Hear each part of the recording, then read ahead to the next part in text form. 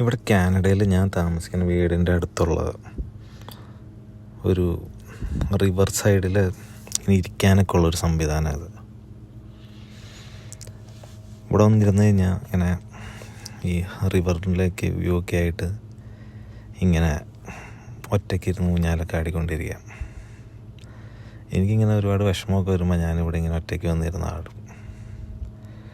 കാരണം മറ്റേ CID മൂസയിൽ captain രാജുവിൻ്റെ car പോലെ ഇത് ആട്ടാൻ ഒരു തെണ്ടിയുടെ സഹായം വേണ്ട.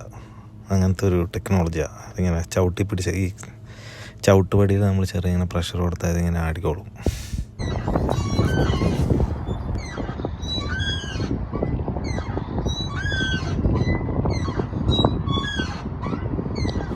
പിന്നെ ഇത് ഞാനിരുന്ന് കരയാണോ ഒച്ചല്ല കേട്ടോ.